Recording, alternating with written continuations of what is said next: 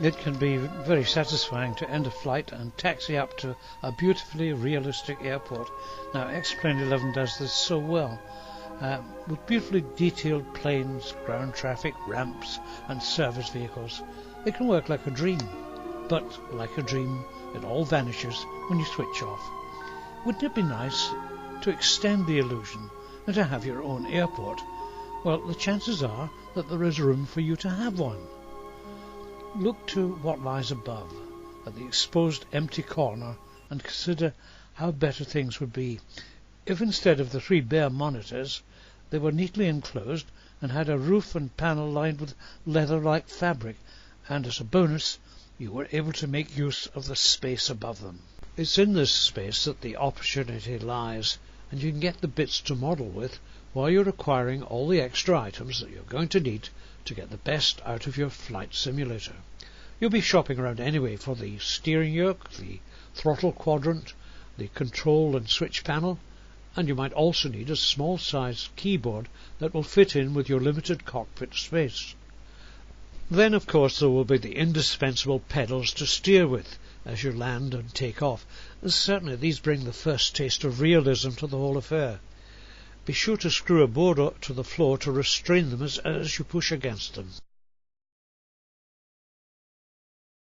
Well, the natural layout of the 3 monitors, with them set at a 45-degree angle, largely dictated the size of the base and the top that I was cutting out.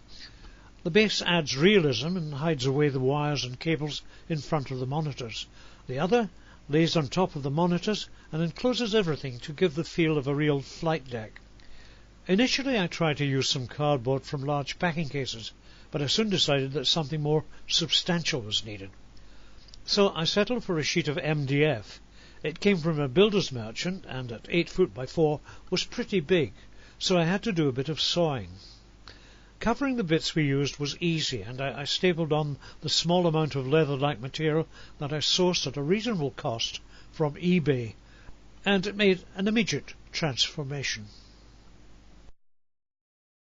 At this point the creative fun began, and I decided to use the kind of background that's used for model train layouts. These come at 10 inches high and are on heavy-duty paper. And as to adding aircraft, at first I tried to cut out paper pictures and mounted them on card.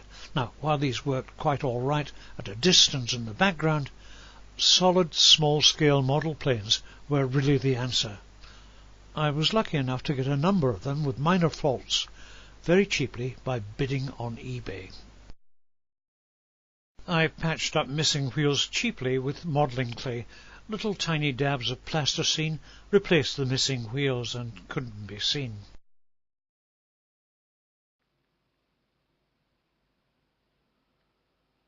And a touch of realism came with adding the yellow lines that guide the planes to the terminal.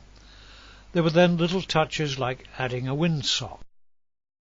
As to the terminal itself, I printed out paper images of walls and airport buildings.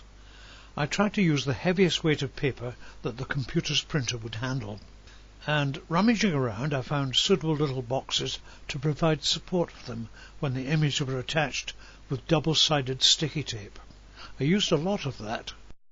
The shot of the front of the terminal was copied multiple times on the computer so that it could be extended over the long building, and I was fortunate enough to have little transparent boxes to use for supporting the panels for use at the front of the airport.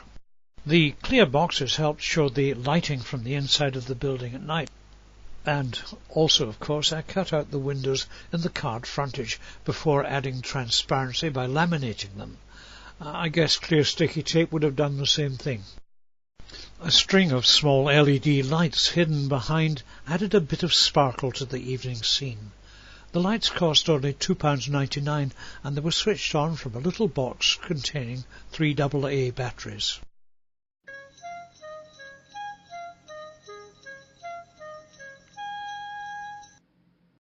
Another bargain was the little cars that I featured on the car rental building.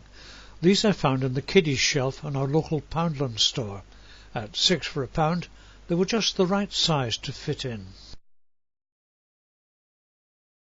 In building the airport it all went well, and nothing really drove me up the wall, although I did make use of the adjoining wall to try and give the effect of the runway running off into the distance. I must confess to using the computer a lot. It was handy for creating suitable signs to dress the set. Well, thanks for touching down at the Borders Airport. I hope that you enjoyed this and perhaps maybe feel inspired to have a go at building your own dream airfield.